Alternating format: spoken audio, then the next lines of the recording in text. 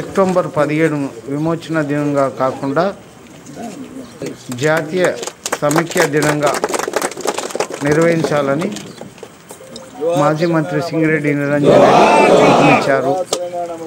వనపర్తి జిల్లా కేంద్రంలోని జాతీయ పథకాన్ని మాజీ మంత్రి ఆవిష్కరణ చేశారు.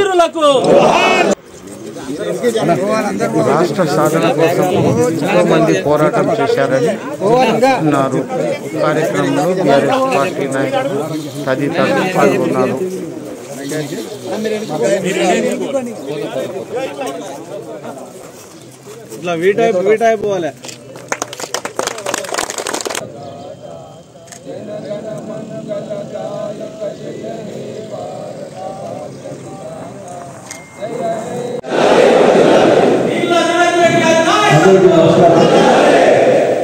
అందరికీ నమస్కారం. సెప్టెంబర్ 17వ తేదీ హైదరాబాద్ సంస్థానాన్ని భారత యూనియన్లో కలిపేసి అప్పటిదాకా హైదరాబాద్ సంస్థానానికి ఉన్నటువంటి ప్రత్యేక జెండా కానీ, ప్రత్యేక కరెన్సీ కానీ, ప్రత్యేక హోదా కానీ ఇవన్నీ తొలగించేసి మూవన్నెల జెండానే ఇక్కడ కూడా అప్పగించలేదని చెప్పి భారత అఖండతలో ఇది కూడా భాగం అని చెప్పి ఇక్కడ ప్రజలు కోరుకున్నారు, దేశం కోరుకున్నది, అది అనుకున్నట్టు జరిగింది. కాబట్టి సంతోషం. దేశ విదేశాల సంబంధాలలో పోయినప్పుడు ఒకరు నమస్కారం, ప్రతి నమస్కారం పక్కలేదు. ఈయన నమస్కారం పెడితే ఆయన ఈ నమస్కారం పెట్టారు. ఈ ఫోటో తీసి ఆ ఫోటో ప్రకారం చేస్తే ఒకరే పెట్టారు అనిపిస్తుంది. చిల్లర అంతే కదా. సో అప్పుడు నిజాం ఒక ఫార్ములా పంపించి కమ్యూనిస్టుల చేతులకు వెళ్ళిపోయింది. ఇప్పటికే దాదాపు 4,000 గ్రామాలు, ఎన్ని అప్పుడు తెలంగాణలో లెక్కలోకి వచ్చినటువంటి గ్రామాలు 89,000. కానీ అందులో 4,000 గ్రామాలలో నిజాం పోలీసు కానీ కేంద్ర బలగాలు కానీ పోయే అవకాశం లేకుండా వాళ్ళు చేయించుకున్నారు. అందులో పాట ఉంది.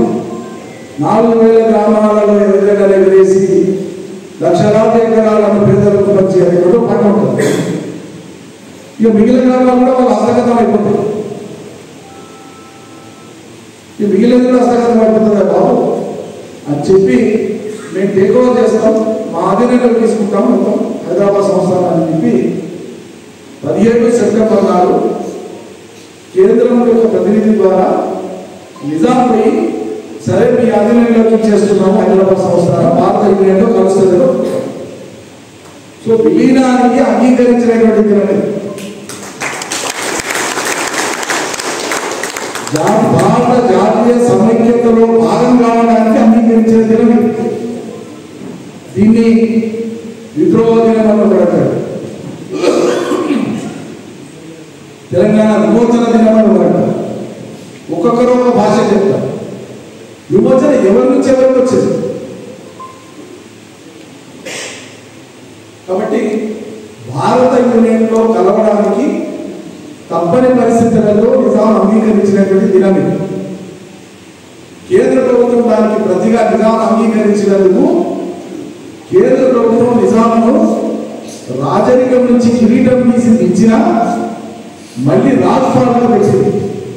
రాజ్ ప్రముఖ్ అంటే ఇప్పుడు గవర్నర్.